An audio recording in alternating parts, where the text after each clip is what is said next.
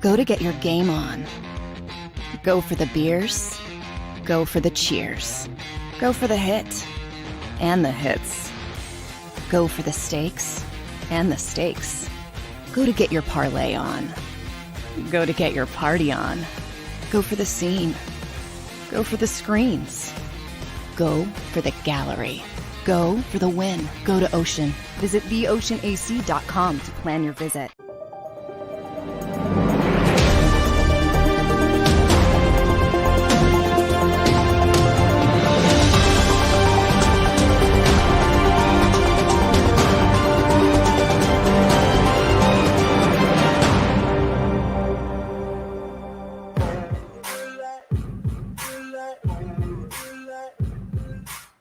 Back at it again. It's the Football Playbook with your boy RIC and the place to be, Ric Serritella. Telling it like it is when it comes to your Philadelphia Eagles, NFL, college football. It's Thursday, September 22nd. Buckle up. We got a star-studded show for you here on this Part 18 edition of TFB. And our good friend, Dane Vandernat, Executive Director of the NFLPA Collegiate Bowl, will join us.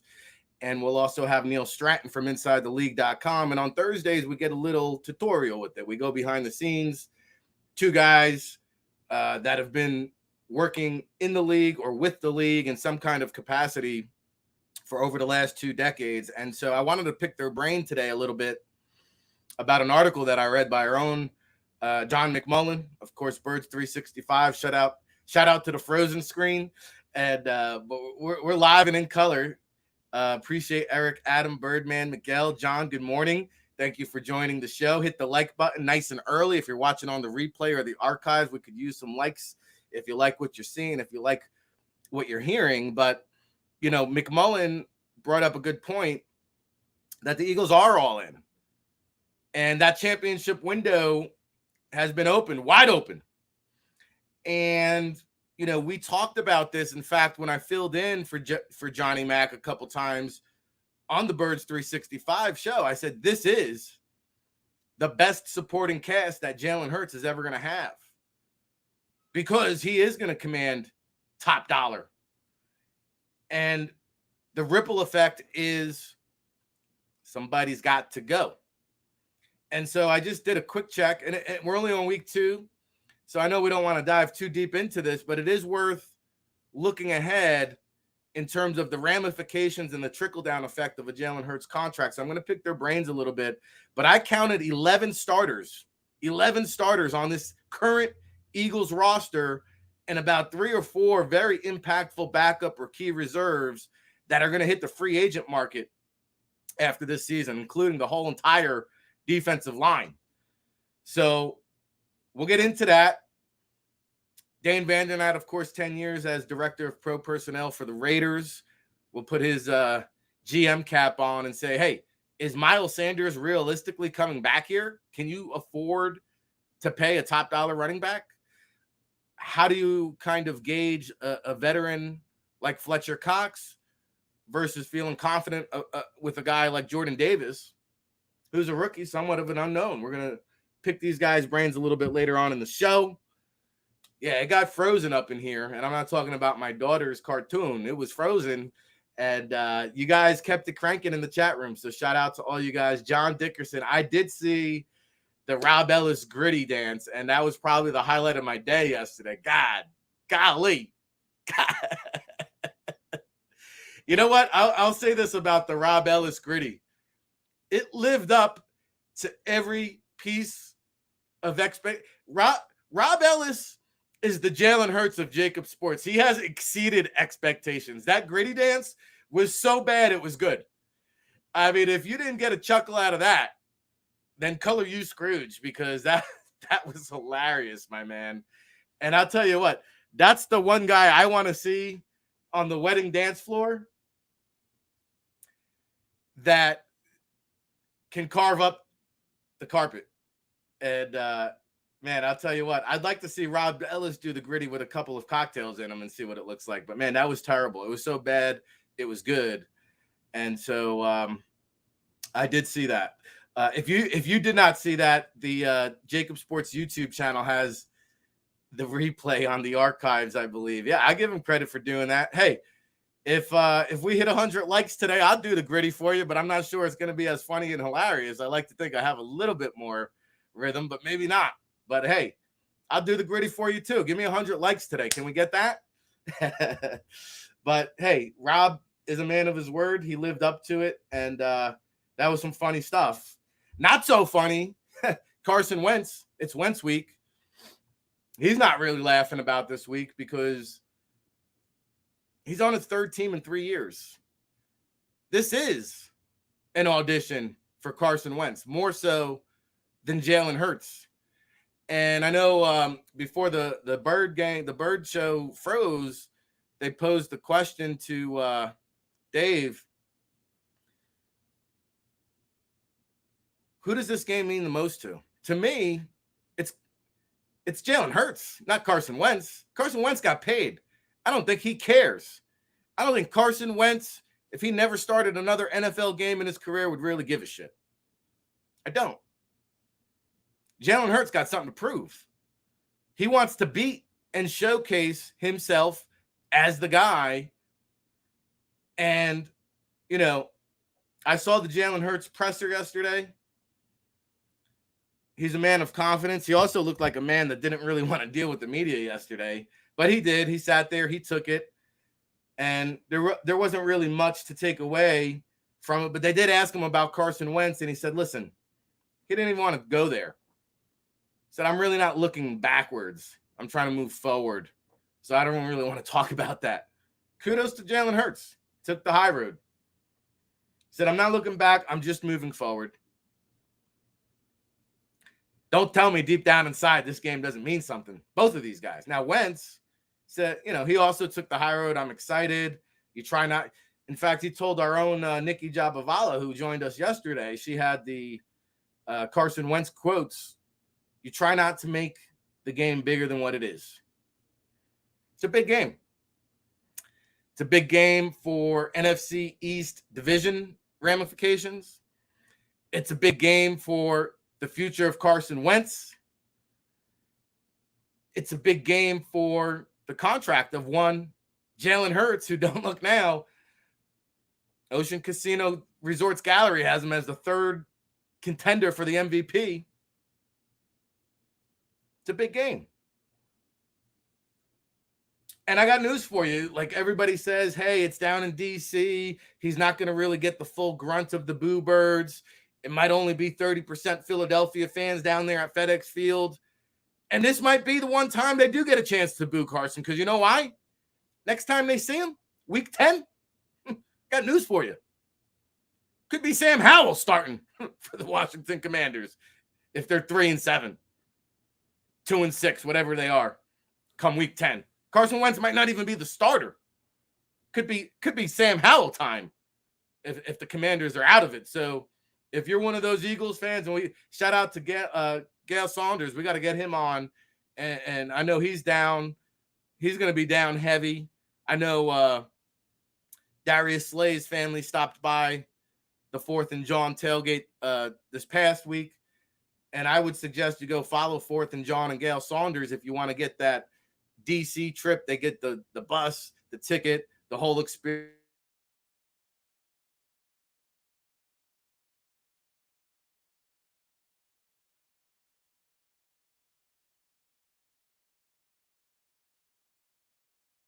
Come week 10. You might.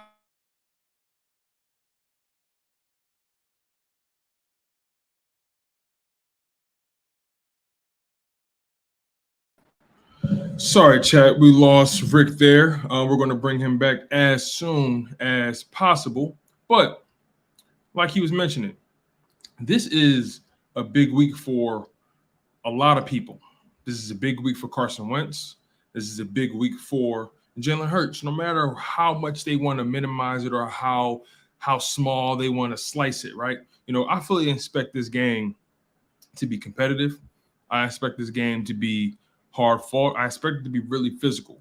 But I also expect Carson Wentz to be Carson Wentz. Now, we can't deny what we've been seeing from Carson Wentz, right? We can't deny it. He's been playing pretty well, all things considered, when you look at the numbers. But the thing about Carson Wentz is it's never just about the numbers with him, right? It's how he plays the game. It's his decision making. He'll give you 3 quarters of great football, and then all of a sudden he'll fall off a cliff. And that's the Carson Wentz that we're used to seeing, right? That's the Carson Wentz that makes us nervous. The guy that can just get hot, a guy that can just fall off a cliff. But the fascinating part about it is, he's with a new team and they're going to be without their center. And I'm curious to see how Jalen Hurts conducts himself without his main guy, his star center. And his center is going to be on IR for about, I think, 4 or 5 weeks or however long, but he's out. So that's a monkey wrench in their entire game plan. The center and the quarterback are two of the most important guys on the offense, right? They're the orchestrators. They're the maestros. But when you think about this matchup, Jalen Hurts versus Carson Wentz, the storyline is immaculate because Jalen Hurts, remember, he was brought in to be the backup behind Carson Wentz. Let's not get it twisted. Jalen Hurts was brought in to back up Carson Wentz. He was brought in to be a cheap backup. But Carson Wentz didn't like that. That made Carson Wentz uncomfortable. But that's the problem with Carson Wentz, right? Everything has to be comfortable. Everything has to be cookie cutter. He doesn't do well with adversity. He doesn't do well with change or surprises. And that's the difference between him and Jalen Hurts. Jalen Hurts has dealt with adversity, right? Jalen Hurts has dealt with turnover, change, inconsistencies, the uncomfortabilities of not knowing if you're ever going to start ever again, losing his job at Alabama, transferring to Oklahoma, trying to revitalize his standing as a quarterback prospect, right? A guy like Carson Wentz was given everything. Won multiple FCS championships, right? A guy that was always the big man on campus, right? You get what I'm saying? That's the thing about Carson. He's Superman one day, then he's Clark Kent in an instance, right? In an instance. So this game, I'm going to be paying attention to several facets. I'm going to be paying attention to whether or not Jonathan Gannon will put pressure on Carson Wentz. Carson Wentz does not do well with pressure. He likes to hold on to that ball for hours. We know it. We've seen it. We've experienced it. But again, Carson Wentz is a guy who has talent. Carson Wentz is a guy who knows how to deliver the ball. But when it comes down to the money shot, when it comes down to hitting throwing the game-winning ball, that game-clinching pass, he can't do it. Have we ever seen Carson Wentz really be clutch in his career besides 2017? And what were they really clutch situations? Because for the most part, the Eagles were playing from a lead most of 2017, right? We don't talk about that though. The Eagles were playing from a lead for the most part. Now, I will admit, in that LA Rams game in 2017, he was pretty clutch. He threw that touchdown off the torn ACL, LCL, MCL. It was pretty cool. It was pretty cool. But overall, Carson Wentz doesn't have too many clutch situations under his belt. Maybe that Washington football team matchup where he threw that dime to Miles Sanders, maybe. But let's not kid ourselves. When Carson was with the Indianapolis Colts, shout out to my man Dan Cilio, but was he the engine or was he the caboose? Think about that. Was he the engine or was he the caboose? That's what I'm thinking about with this man. Now look, right now, he looks like the engine. He's averaging over 300 yards. He has 7 touchdowns on the season. He's thrown like 3 or 4 interceptions, right? He's completing 65% of his passes. He's looking like the best thing to happen to the Washington Commanders. That's what it looks like. But they don't know him how we know him. They don't know the real him, right? Eagles fans, look, this is going to be an exciting game. This is going to be a game that might be even more exciting when he comes to Philadelphia. That's the part that's even more exciting about this. We get to play him twice. You guys get to lay hands and feet on him twice. You feel where I'm coming from? So, Carson Wentz, a guy that has talent, but does he have what it takes? Does he have the it factor? Like Jalen Hurts says, the it factor. Does he know how to get freaky? You got to ask yourself that. I don't think this game is going to be a rout. I don't believe that. But I do believe that the Eagles will get the better of the Commanders. That's just my honest opinion. I think the Eagles are just a better team. I think we're more consistent in the trenches. I believe we have the better receiving core. I think we have the better or more productive running back room. I think we have the better defense in terms of DBs and linebackers, right? Wouldn't you guys agree? Smash that like button for JAKIB Sports. Smash that like button for the Football Playbook. You follow me? So this is what we're going to do. We're going to take a break. We're about 17 minutes in. We're going to take a break, and our guy, Ric Serritella, will be back in a moment. But again, you guys, I want you guys to think about this. Has Carson Wentz, in particular with the Colts, was he the engine or was he the caboose? Sit on that. We'll be back after this.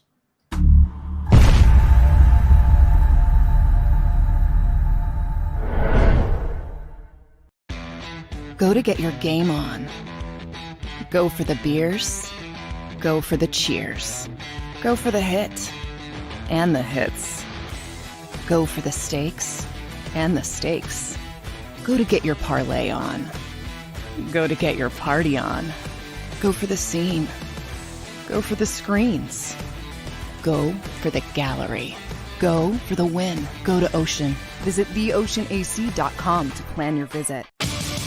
The greatest fans on earth. It's a bold statement, but would you expect anything less from Philadelphia? 58 years of heartache creates a toughness, a grit, a resolve not found in most. Sure, our prayers were answered, but now that we've had a taste, we're looking for more. Pondley Hockey, official partner of the Philadelphia Eagles. Action News at 11 with Rick Williams. It's the team you trust to bring it all together. The stories that impact your community, a sports roundup for the locals, and the AccuWeather forecast you depend on. Action News at 11 with Rick Williams. Go passionately. Go fearlessly. Go confidently. Go Birds! Go confidently towards your goals with First Trust, Philly's hometown bank for nearly 90 years, and the official bank of the Philadelphia Eagles. We're focused on getting you over the goal line. So go with conviction, go with trust, Go Birds! and go forward with us by your side. First Trust Bank, the official bank of Philadelphia dreams. Oh, and go Birds.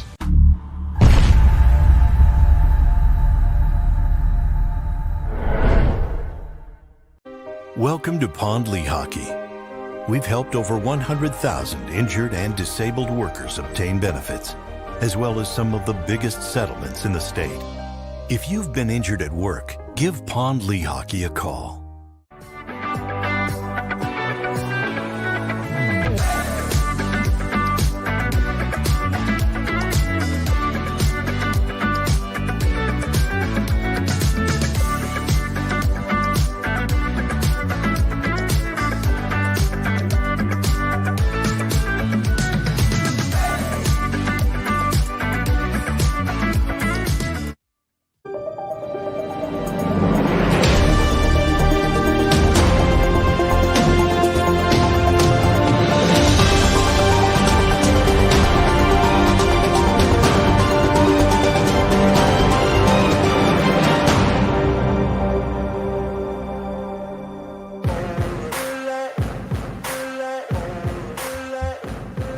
Back at it again. All right, same place. Ric Serritella here. The Football Playbook, Thursday, September 22nd. Counting you down to Wentz week on Sunday, 1 p.m. And so Tone was carrying on about Carson Wentz after my open there. And, a couple things I was saying. Jalen Hurts took the high road. Carson Wentz took the high road, saying, hey, I don't really want to make the game bigger than what it is. And this was the constant topic throughout the Eagles press conference yesterday. A handful of Eagles spoke about it. Brandon Graham said he didn't really try to hide anything. He said, hey, some guys had this game circled from the gate because of Carson, right? Because a lot of players on this team were here when Carson was here. Said, hey, we had this game circled out of the gate before the season. So it's here now. Fletcher Cox said he spoke to Carson Wentz yesterday. Says he talks to him all the time. Still a friend. So we'll see. We'll see when Fletcher Cox is dancing in the backfield and going in for that sack. Does he light up on Carson, a good old friend? So a lot of Eagles got asked about Carson Wentz yesterday, including head coach Ric Serritella, who said, obviously there's some history there. We try not to talk too much about Carson, but he was here. He was with the program. And he did say, one of the differences between Carson Wentz and Jalen Hurts was Jalen is just cool as a cucumber, so calm. He was asked, when did you realize or did you know that Jalen would be open to hard criticism or coaching? He's like, yeah, this guy's the son of a football coach. And he said, he doesn't really have like an aha moment where he dug into Jalen, but he said after the Washington game last year or before the Washington game last year, he really got on him hard. And he said Jalen took it in stride. Demeanor didn't change. Cool, calm, collective. Went out, had the game of his life. Completely different demeanor than what Carson Wentz brings to the table, right? So it was a common theme. Hurts was asked about it. Fletcher Cox was asked about it. Brandon Graham was asked about it.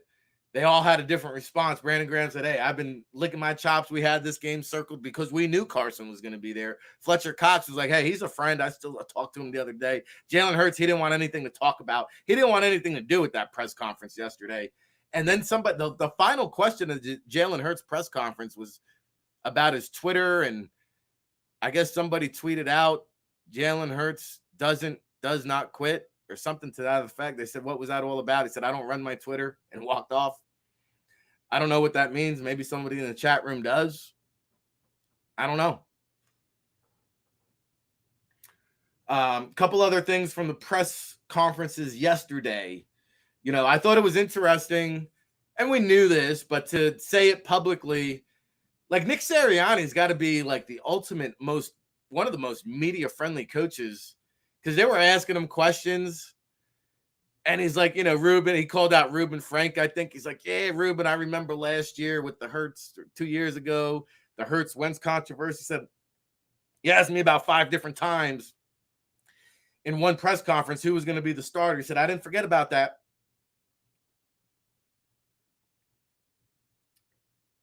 Somebody else asked him a question. He said, you know what? Not something I want to share too much intel on right here. He's like, come see me afterwards. Maybe it's something we could talk about off the record. How many head coaches are doing that? But what I thought was interesting is that he admitted leading up to the Lions game, absolutely he watched Hard Knocks. He said, I was looking for intel. Anything I could pick up from Hard Knocks to give us an edge. He said, do I watch the Kevin O'Connell press conferences? He said, absolutely. He said, I'm looking for information. Absolutely. He said, I watched every single Kevin O'Connell press conference trying to get an edge. Then they asked him, they said, oh, well, you're still pretty tight with Frank, right? He said, yeah, well, have you picked Frank Reich's brain about Carson? And I thought his response was kind of interesting. He said, this team inside the building knows Carson so well. Like, yeah, I talked to Coach Wright, but I don't think this is a game where we need to place a phone call and find out about what's going on with Carson.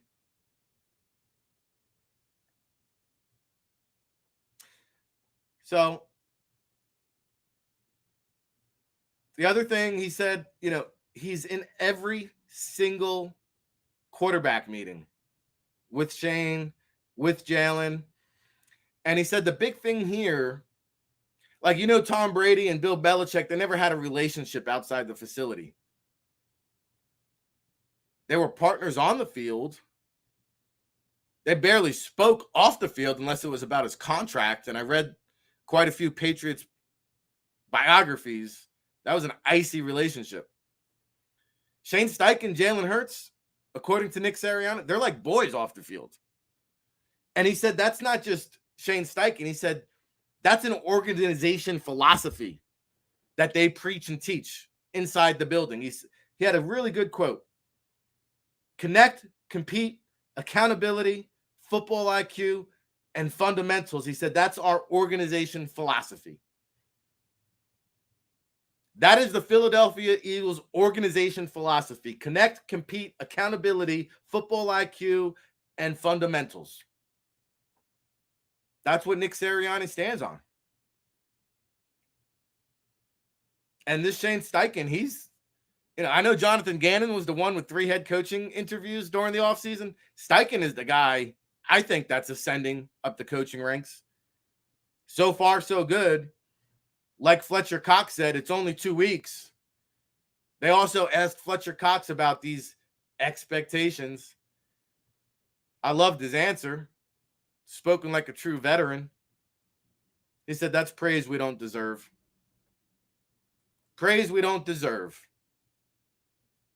So Ric Sirianni echoed the same thing. He said, what was the message to the team? What was the message to Jonathan Gannon last week? Block out the noise and clean it up. Okay. Credit. Sirianni, Gannon. Sirianni also talked about the dog mentality. He said, we're living right here, right now, in the present. Jalen Hurts echoed the same thing. So what you see is kind of the same message from the top on down, which is good. Because one of the areas for improvement that Sirianni mentioned yesterday was the communication. Said, I really want to get better with our penalties, which there's been a lot of. And he said, our communication. And it looks like the communication is on the same wavelength from the top on down. They're all echoing the same sentiments here on Carson Wentz week. So, we got some good intel from those press conferences yesterday. And again, our good friend, Britton Covey, who was locked out. His parking pass was the wrong color. They didn't let him into the Eagles players parking lot. So he still had a practice squad parking pass. And he pulled up his the bio of his Eagles bio with the headshot pictures. Like, yo, it's me. It's me, Britton Covey. And the security was like, hey, sorry, your parking pass is the wrong color. He's like, all right, I'll go park over here for $40 with the fans. And now he said he's going to make it a tradition, he said. Because he said the fans were so passionate. He said walking to the stadium, most fans didn't recognize him. There was a couple that did. He said, but walking to the stadium and seeing how passionate the Eagles fans, he said, I'm going to do this every week. Kudos to Britton Covey, for playing it right. And he said, listen, the security guy was just doing his job. I don't want to get him in trouble.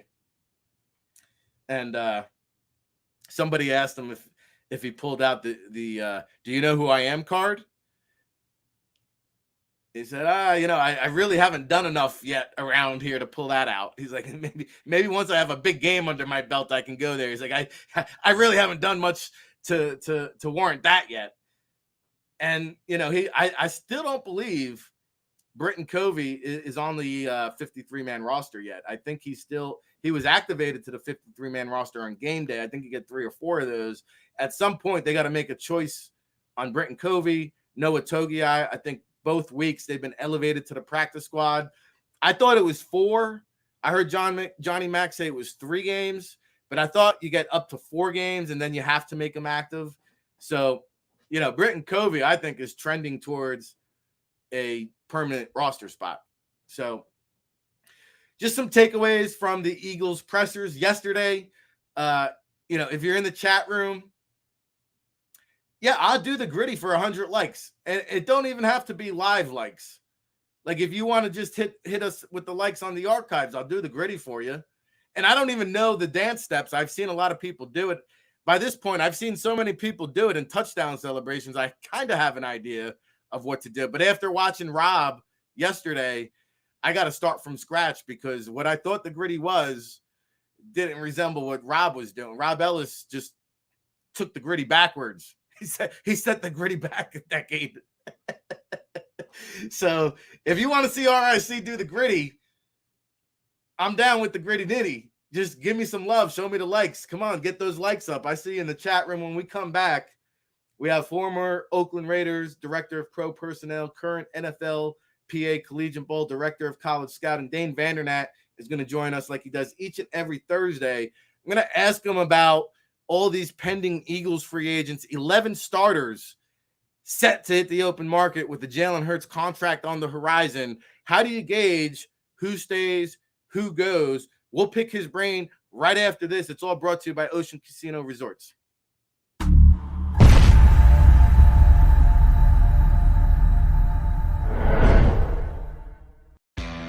Go to get your game on. Go for the beers. Go for the cheers. Go for the hit and the hits. Go for the stakes and the stakes. Go to get your parlay on. Go to get your party on. Go for the scene. Go for the screens. Go for the gallery. Go for the win. Go to Ocean. Visit theoceanac.com to plan your visit. The greatest fans on earth. It's a bold statement, but would you expect anything less from Philadelphia? 58 years of heartache creates a toughness, a grit, a resolve not found in most. Sure, our prayers were answered, but now that we've had a taste, we're looking for more. Pondley Hockey, official partner of the Philadelphia Eagles. Action News at 11 with Rick Williams. It's the team you trust to bring it all together. The stories that impact your community. A sports roundup for the locals. And the AccuWeather forecast you depend on. Action News at 11 with Rick Williams. Go passionately. Go fearlessly. Go confidently. Go Birds! Go confidently towards your goals with First Trust, Philly's hometown bank for nearly 90 years, and the official bank of the Philadelphia Eagles. We're focused on getting you over the goal line. So go with conviction, go with trust, Go Birds! and go forward with us by your side. First Trust Bank, the official bank of Philadelphia dreams. Oh, and go Birds.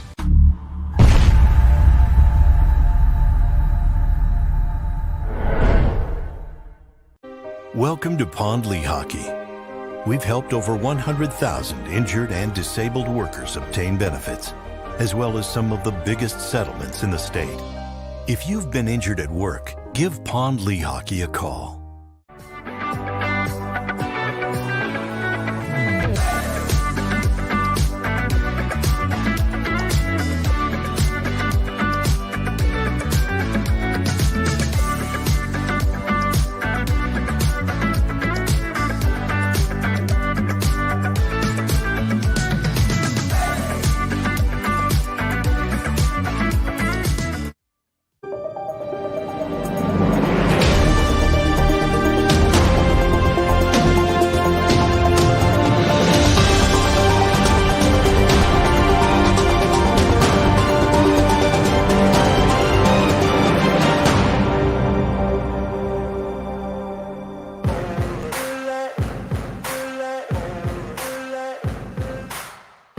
Getting ready for my gritty.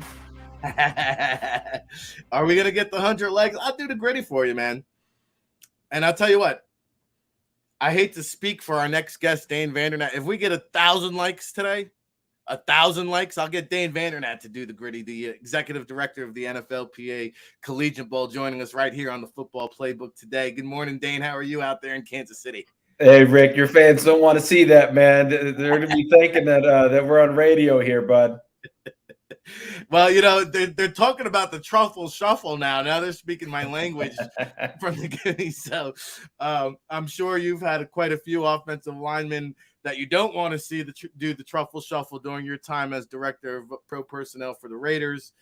Of course, currently with the NFL PA Collegiate Bowl. And I know you've been on the scouting trails. We'll get into that in just a second. Some good college football action tonight. As a matter of fact, some NFL Thursday night football we'll dive into. But I want to pick your brain, you know, being in the front office and having made these decisions when it comes to free agency, right? And we talked about it last week. We kind of dove into what a Jalen Hurts contract and the ramifications could be. Well, knowing that and seeing how well Hurts has played now, there's going to have to be some decisions to be made. And I just went just to go see, like, because I've heard all this talk, well, the Eagles have a lot of pending free agents. I said, well, how many could it possibly be? And I went and looked, and they got almost like a half a dozen players on each side of the ball. They got 11 starters, like 3 or 4 key role players set to hit the open market. And, oh, by the way, Jalen Hurts is going to want his money too. So I wanted to kind of pick your brain about, does this conversation happen in season? Do you put it off to the off season? Like, how do you kind of prepare or game plan that, especially when it's only week 2, you're 2-0, you're sitting atop the NFC East. Vegas has got you as the 4th favorite to go to the Super Bowl. How do you balance the two? Well, that's the $1 million question, Rick, that every team's trying to figure out here, right? We always talk about, hey, can you win now in the NFL when your quarterback's on that rookie contract, right? Before the Eagles have to extend Jalen, can they get enough pieces, those high-priced veterans, right? Because college players are cheap. The guys we draft, the guys we sign after the draft that we're going to have on roster for 3, 4, up to 5 years with a first-round pick, those guys are relatively inexpensive compared to what we're paying. For instance, you know, you talk about the Eagles, right? We're talking about a team with $61 million in dead money. Out of $214 million, Rick, $61 million of that is dead, meaning that they're paying players. They're paying Alshon Jeffrey $5.5 million this year, Rick, or at least he's counting towards that much on the salary cap this year. So when you're sitting here and you're talking about these high-priced free agents, right?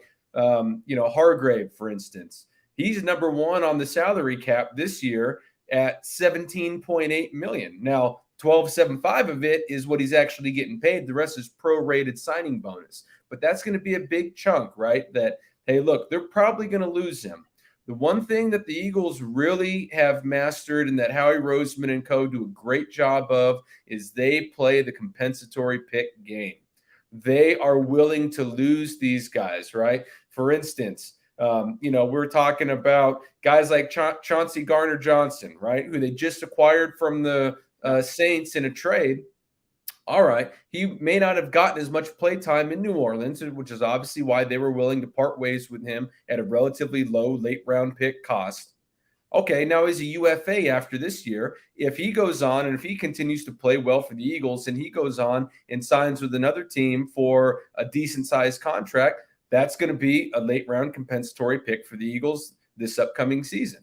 So you have all these factors that roll into it, right? Javon Hargrave, still a younger man. I believe he's like 31, somewhere around there. Or excuse me, 29. Okay. So he's 29, maybe going to be 30 by the time unrestricted free agency rolls around. He's still in prime position, still playing at a high level to go on and go get that 3rd contract, right? He was a rookie with the Steelers. He signed that 2nd contract with the Eagles. He can go get that 3rd contract this offseason. Again, if he does that, compensatory pick for the Eagles. So you do have a lot of pieces right now. I think this is a good test case with a lot of these higher priced veterans, right? We know Brandon Graham's not coming back. We know that, Jason Kelsey's not going to be coming back. So they have loaded up. They recruited those guys for this big push this year. And then it's going to be a retooling. And oh, by the way, we'll get a lot of that $61 million in dead cap space back going forward. Well, yeah, I mean, the championship window is here, right? Because this is the core. And I did not know a lot of the stuff that you just stated, but it's interesting because Chauncey Gardner-Johnson is a free agent. So is the other starter, Marcus Epps. Chances are slim that both of them are coming back. And then you mentioned Hargrave. Oh, by the way, Fletcher Cox, some might say the heart and soul of this defense, is a free agent. And you got a guy like Jordan Davis, who you drafted 14th overall, but he can't get on the field for more than 20 snaps a game. So how do you weigh the risk reward of Jordan Davis is still an unproven commodity as far as I'm concerned. The guy has 40 NFL career snaps. But if Fletcher Cox and Javon Hargrave leave, how do you just have the confidence to say, okay, Jordan Davis, it's your time. Marlon Tuipulotu, it's your time. Like, that's a big to do in the offseason. Like, how do you weigh the risk reward of an aging veteran, a guy like Fletcher Cox, who's going to bring leadership inside the locker room, right? His contract goes beyond inside the white lines. It goes outside the playing field. And so there's going to be some big decisions to make. I don't know if you've ever been in this situation, but how do you weigh the veteran versus the rookie? Because there's going to be a lot of decisions to be the defensive line, the secondary. A lot of these positions are going to need to make those decisions. We'll get into the offense and running backs in a second, but let's stay on the defensive side. How do you weigh the risk reward of these decision-making processes? You got to see guys like Jordan Davis as a rookie continue to progress, right? It's tough being a big man, really coming in and being an impactful player, especially when you're running with a second string. But, again, hey, Fletcher Cox, likely not going to be back, right? Javon Hargrave, likely not going to be back. They've got this year to have those two big horses out there, right? Starting for this front, and next year it's Jordan Davis's year. This is, again, a way, right? We're going to lose that money, Rick. I mean, we're talking about the highest cap guy on the team in Hargrave, $17.8 million. What is he? I mean, Fletcher Cox, he's accounting for $4 million. So you're talking about over $20 million we're going to free up next year in salary cap by, having Jordan Davis with, who's ever going to be starting alongside of him next year as well. So, you know what? We do have an opportunity this year as a rookie, to your point, Rick. We're going to evaluate Jordan Davis every single day. Every single Wednesday, Thursday, Friday practice. Hey, is he improving? Is he working his technique? Is he working on his pad level? Or is he getting in better physical shape? As you and I talk about all the time in our collegiate bowl meetings, right? These guys are going to make their biggest leap from year 1 to year 2. This whole offseason, what was Jordan Davis preparing for? A 40-yard dash, a vertical jump, running the 3-cone. He wasn't doing anything football-wise. He was merely preparing for the combine and for doing pro day type drills. That all changes after the season ends, right? Then he's going to be full-time with dietitians. He's going to be full-time with the Eagles strength and conditioning staff. He is going to have an entire offseason devoted to football and functional movement and power type play, right? That's going to benefit Jordan Davis, and he should be a better player in better physical condition and with much leaner muscle mass next year than he ever will be this year as a rookie. So, my response to you, Rick, is that when it comes to evaluating the proven veteran versus the unproven rookie, right, we need to obviously gauge where Jordan's going to be by the end of the year so that we can either sit there and say, hey, we may need to talk to Hargrave about coming back. If so, at what price point, right? These are all the things we got to weigh, but we still need to evaluate these guys as a rookie, try and get them into the games as much as we can because you can't simulate reps like game reps. And you know what? And if at the end of the day we feel comfortable, okay, we can move on from the veterans. If we don't feel comfortable, hey, we better go to plan B and either target somebody else or talk one of these guys into coming back. Yeah, it's going to be a lot of interesting decisions in all three levels of that defense. Brandon Graham on the defensive end is also a free agent.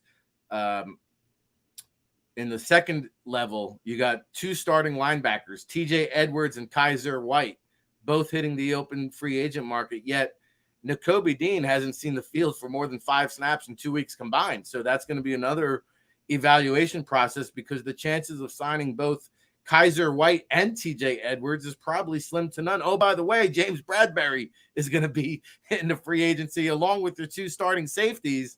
Like, this is going to be a hard offseason for the Eagles to navigate. And we spent a lot of time on the defensive side, but I look on the offensive side, like Miles Sanders is a guy he's played his best football of his life, no doubt about it, but he's also only played 50% of the snaps.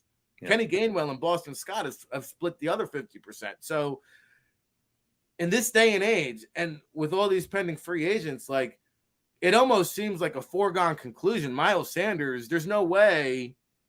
Like, look at Chase Edmonds. I think got $6 to $8 million a year, and he's kind of in that tier 2 category. Like, I wouldn't put Miles Sanders as a stud, but he's probably in that tier 2, tier 3 category, like a Chase Edmonds. Like, how do you justify paying Hurts and a running back all these decisions on defense? It's like, that's the one position I feel like you really can't splurge on the running back position, right?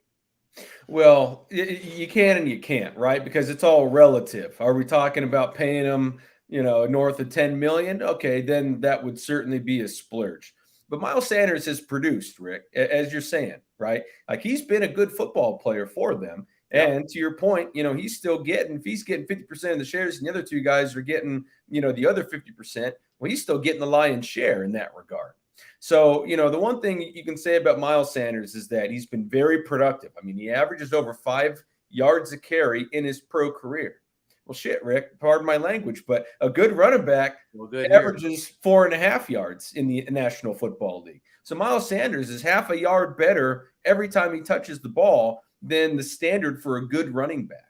Not to mention, he's also caught over 100 balls in his NFL career, right? So just as a pro, he's proven that he can be more than just a first and second down rusher. He's proven that he can be more than just a third down back. He has roles on this football team that I think warrant him getting that contract extension. Now, again, when we're talking about every year salary cap's going to go up, barring, the 2020 season, right? Every other year it's gone up. The other thing that, again, I'm going to keep harping on it, right? $61 million in dead money this year. Some of that dead money's going to Fletcher Cox. Some of it's going to the guys that are still on the roster. And you asked the question, why is that? Well, that's because they know we're going to have to extend Jalen Hurts. Jalen Hurts is coming up. He's in year 3, which means that after the season, his rookie contract can be extended. Okay, well, if the salary cap's already going up from $214 million, and we're going to get at least $60 million in credit back next year that we currently have allocated to paying off those former high-priced veterans, the Alshon Jeffries, the Fletcher Coxes, etc., Brandon Graham, Javon Hargrave. Once those guys are off the books, now we've freed up a significant amount of money that's going to go to extending our quarterback as well as refurbishing the roster. James Bradbury, we just signed him this year. We're going to lose him next year in unrestricted free agency, right? Again, goes and signs somewhere, we get a compensatory pick. They have mounted this roster. They've massaged these contracts. They've brought in these defensive players largely on one-year deals, all geared up to winning the Super Bowl this year. If they do that, they're going to cut all that dead cap space. They're going to waive sayonara to all these defensive players. They're going to receive compensatory draft picks to go along with the regular slate of draft picks. And guess what? Now we can retool and we can build that next nucleus of Eagles football. It's going to be interesting. They got to move and shake a lot of money around there. Miles Sanders, I love him, but I always have a problem paying running backs money. And it's going to be an interesting decision because Devonta Smith, oh, by the way, will be doing 2 years. You got Hurts making all this money.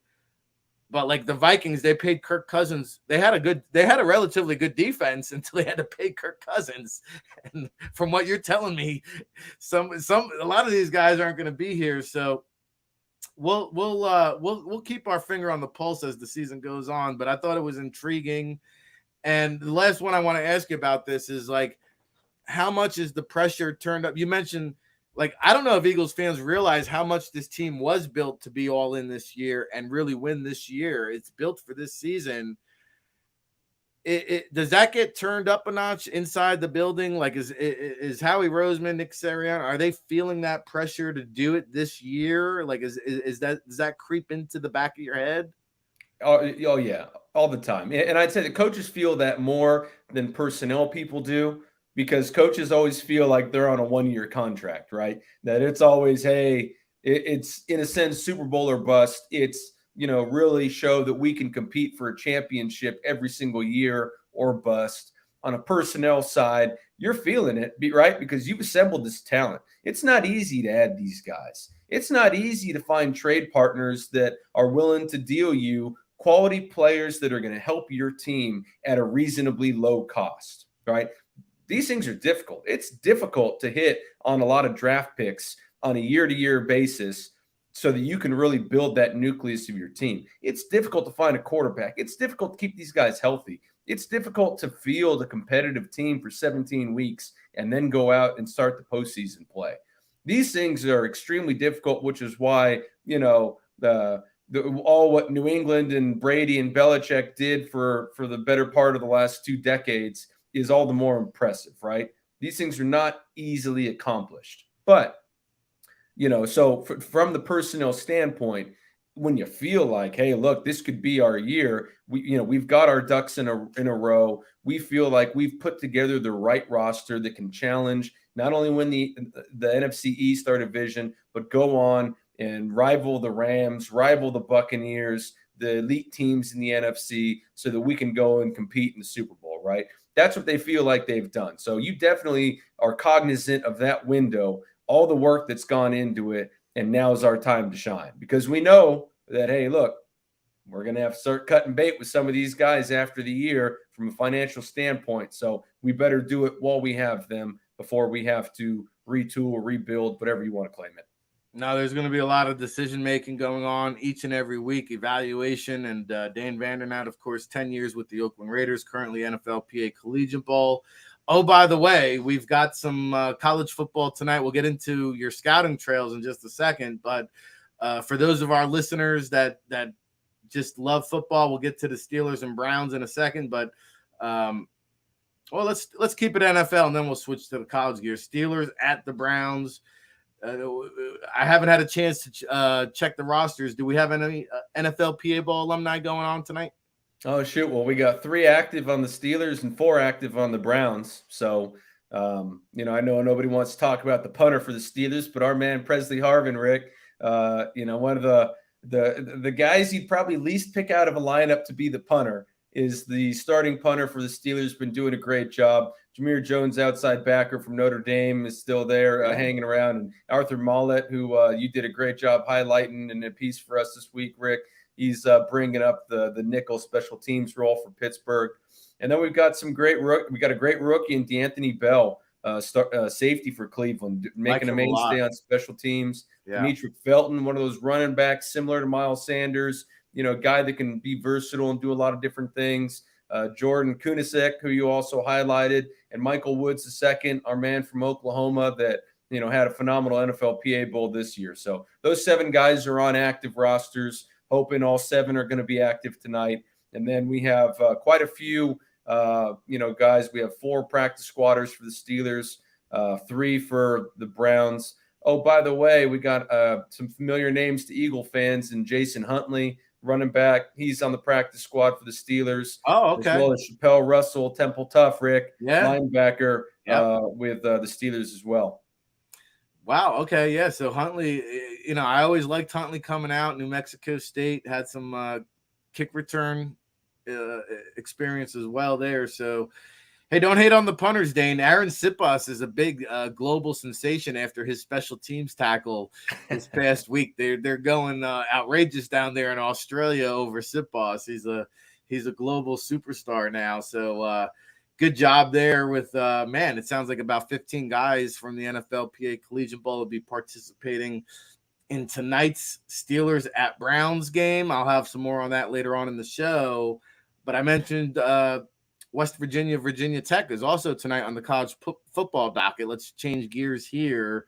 And, so far, I think the Eagles want to re-sign Jalen Hurts, but they do have to keep their fingers on the pulse with some of these other college quarterbacks. JT Daniels is a guy, maybe not one of the higher round draft picks, but Howie Roseman always seems to draft a quarterback on day 2 or day 3. He likes to have those quarterbacks in the stable. So what are some guys that we should be looking out for here in tonight's game?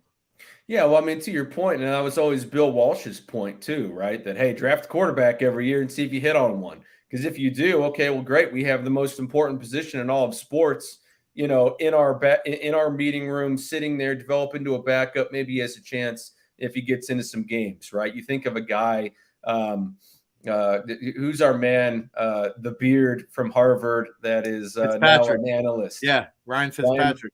Ryan Fitzpatrick, man. I love He's wearing Hawaii shirts now on the pregame show. Get all his chest hair out to go with his beard, man. I love it. But Ryan Fitzpatrick, right? I mean, to me, he's the quintessential backup. You draft in a late round. I think he was a 7th round pick, if I'm not mistaken. You draft him late. You have him sit, maybe he's on practice squad year 1, but, he's an intelligent guy. He knows the playbook. He goes out there. He's a great, I don't want to just say cheerleader in your quarterback room for your starter, but he's a great member of supporting cast that can sit there and help out the quarterback, tells you what he sees and work through some of those things. All the while he's learning as well. But Ryan Fitzpatrick did a great job in his, 23-year NFL career with 31 clubs, it seems like.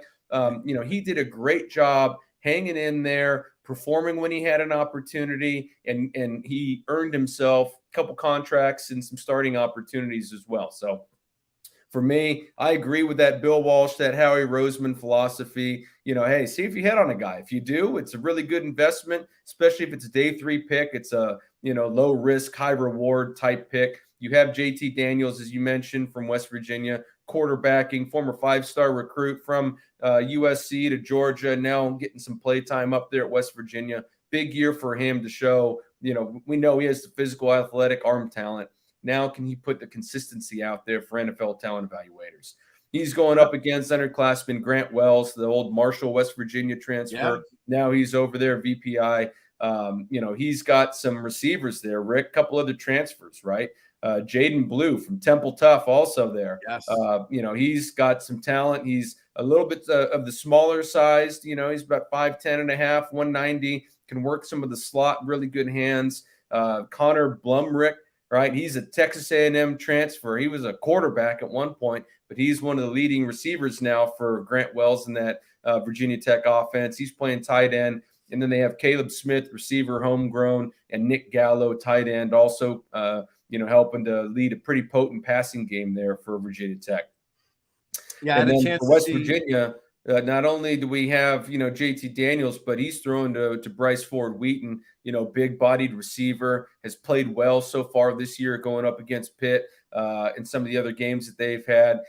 Going up against this Virginia Tech secondary, got a lot of senior starters, Armani Chapman, Chamari Connor, Byron Murray, these are people. So you got some talent on both sides. Rick, as we always talk about, we love seeing when we're evaluating guys for the NFL, we want to see matchups.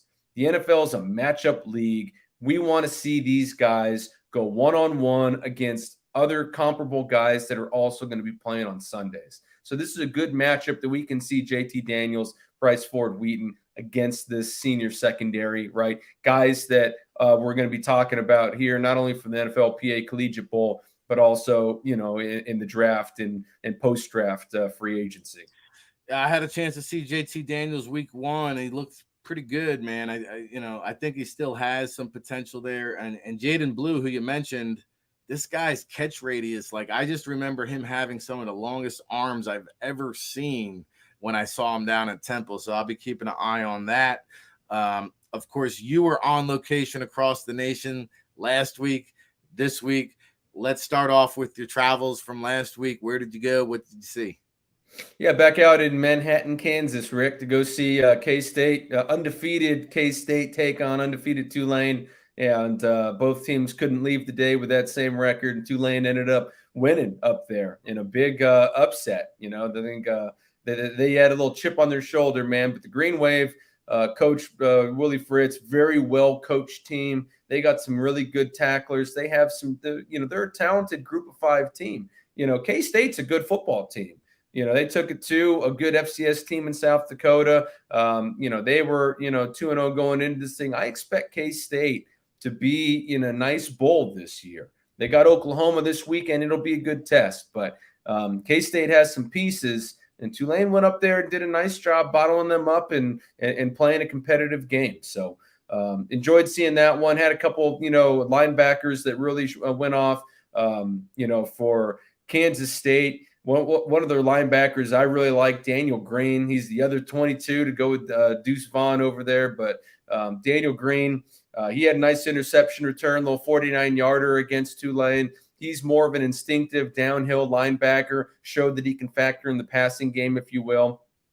And then for Tulane, they've got a will linebacker in Dorian Williams, who's very athletic. He's struggled with some injuries in his collegiate career, but, he's another one of those athletic, long, instinctive, stacked linebackers, runs similar system. He'll be a nice prospect for the Eagles to take a look at because that's what he does best. He plays off the ball. He reads the play, and then he's got the athleticism, the speed, the range to go and get it. So, it's great to see those two guys, make plays for their respective teams last Saturday.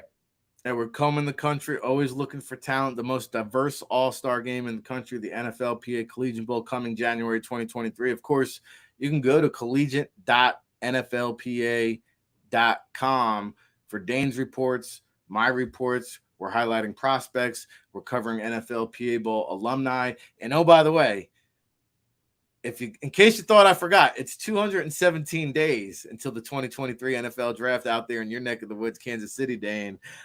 Where will you be this weekend scouting for talent? We'll go see some Mountain West play this weekend, Rick. We're going to head on over to Air Force tomorrow night, go see Air Force take on the Wolfpack in Nevada, and then we're going to go drop into Colorado State on Saturday and see their game there against Sac State. So, excited to see these teams get out in the Denver area is, one of the most gorgeous places you can be, especially this time of year. So, got some interesting prospects at really all 4 schools that we'll end up seeing on Saturday. So, as you're saying, Rick, keep an eye out. We'll put out some more reports early next week on some of the guys that shined in these games. Yeah, that running back over there at Nevada, Toa, he's a cannonball. Yes, guy. he is.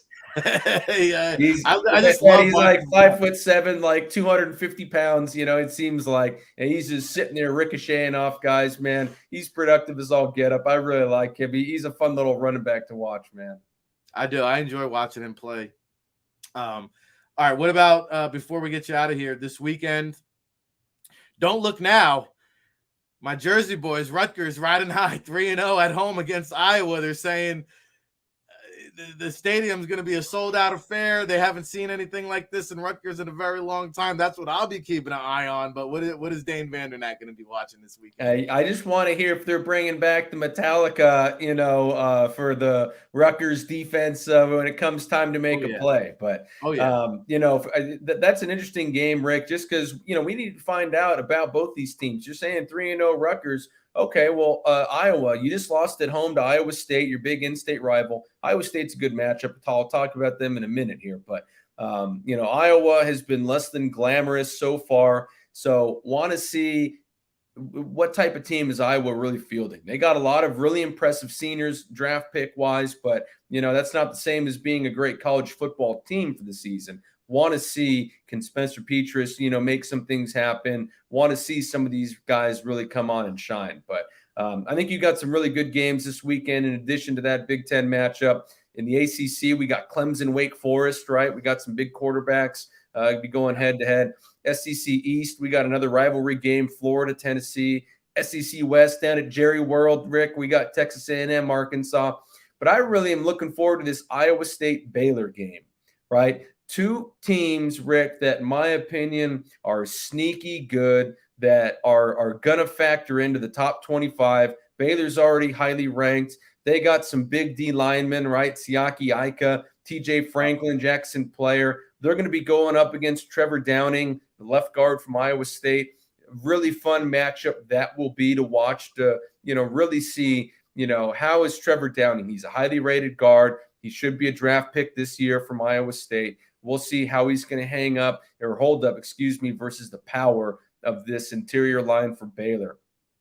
And then you've got some long Baylor DBs and Mark Milton, Al Wolcott going up against Cyclone receiver Xavier Hutchinson. Xavier Hutchinson's been a mainstay for this, Iowa State offense. He's a big, physical, athletic receiver. I want to see how he's going to go in this great test this week. Had a good one last week going up against the Iowa DBs. This will be another strong opponent for NFL evaluators to watch him play. And then you've got Iowa State DN Will McDonald, right? One of the elite pass rushers coming out of this year's draft. I think he's going to be a first or second round pick, barring the unforeseen. He is extremely long, extremely athletic, plays a little bit out of position at Iowa State. They play that three-man front, so he's reduced down a little bit. He's going to be an edge rusher. Philadelphia Eagles would love to draft this kid to get after it, replace some of these D linemen we're talking about. He's going to go up against Connor Galvin for Baylor, a returning senior. Should be a fun matchup, and really we'll get a chance to evaluate Connor more than we're going to evaluate Will in that matchup there, Rick. But, one of the other matchups I'm looking forward to seeing on Saturday. Yeah, well, Lane Johnson, another guy who might not be back in Philadelphia. Sure. Connor Galvin is a guy, and I got to tell you, that Baylor head coach, Dave Aranda, I had a chance to spend almost an hour with him, like one-on-one at the Maxwell Club. I was so impressed with his attention to detail, his thoroughness, his business-like approach. I think Baylor is going to be playing in a big-time bowl game. And Tennessee, who you mentioned, their schedule, if you look at how their schedule aligns, I talk about Kentucky and Will Levis and how they have a chance to go pretty far, but Tennessee is kind of a dark horse in the SEC. So some great games, some awesome matchups, some prospects you need to know. That's why we bring on the man, the myth, the legend, Dane Vandermatt out there for your home for the 2023 NFL Draft, just 217 days away. We're keeping tabs out here, Dane. We'll see you next week, and I'm sure you and I will be chatting offline about these prospects for the 2023 NFLPA Collegiate Bowl. Always looking forward to it, Rick, man. Love the show. All right, there you go. The Football Playbook. It's what we do. It's not just X's and O's. It's Jimmy's and Joe's. That's what Ric Serritella said yesterday about Shane Steichen and his relationship with the Eagles players. Well, hey, we got some more Jimmy's and Joe's coming up for you after the break. Good time friend. He's like family too. Neil Stratton from InsideTheLeague.com is going to join us. Talk more about the Eagles contract situation, pending free agents. We'll go around the league. We'll peel back the layers of the onion when it comes to the scouting and agent community right after this.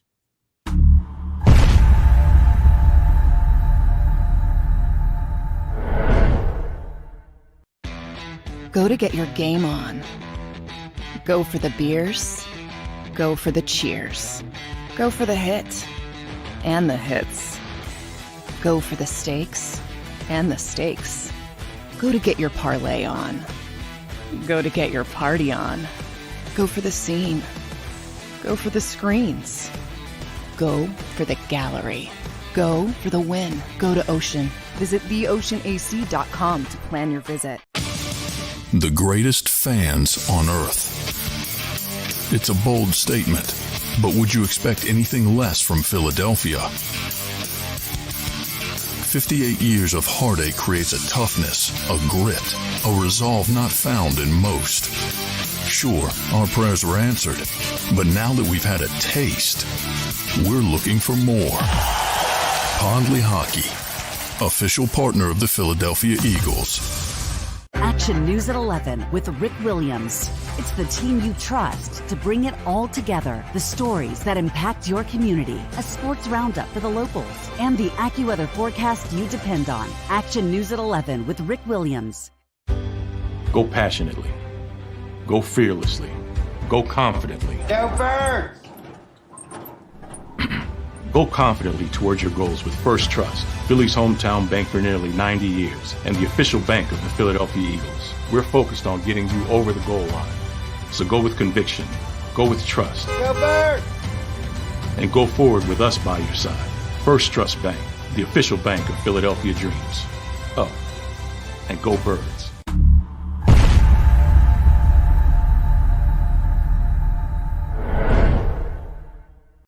Welcome to Pond Lee Hockey. We've helped over 100,000 injured and disabled workers obtain benefits, as well as some of the biggest settlements in the state. If you've been injured at work, give Pond Lee Hockey a call.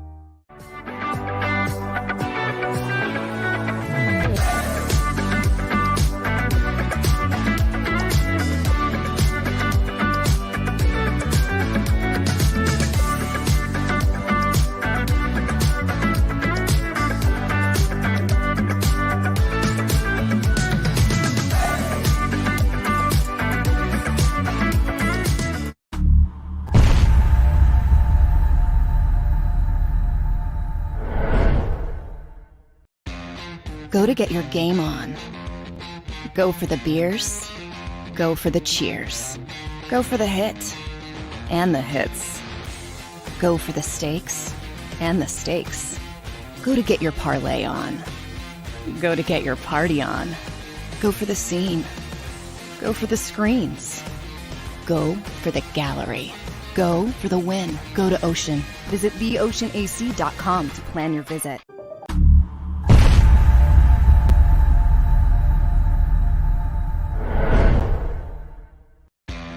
Go to get your game on.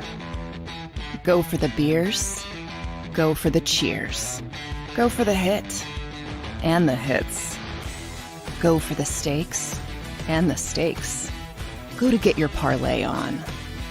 Go to get your party on. Go for the scene. Go for the screens. Go for the gallery. Go for the win. Go to Ocean. Visit theoceanac.com to plan your visit. The greatest fans on earth. It's a bold statement, but would you expect anything less from Philadelphia?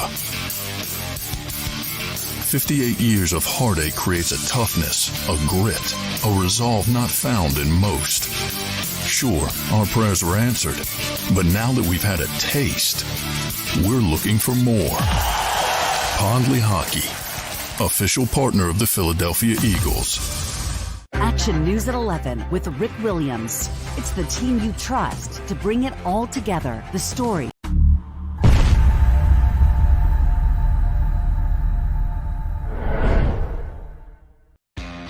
Go to get your game on. Go for the beers.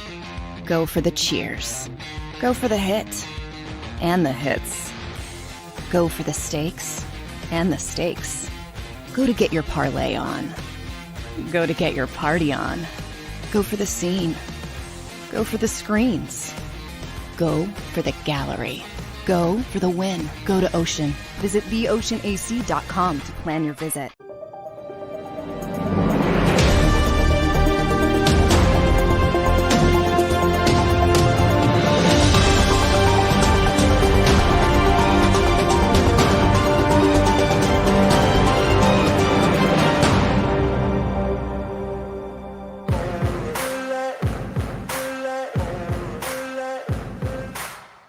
Back at it again, RSC in the place to be. Ric Serritella, telling it like it is when it comes to your Philadelphia Eagles, the NFL, college football, everything football here. Brought to you by the Ocean Casino Resorts. And, you know, John Dickerson's there in the chat room, man. He's driving the RSC train.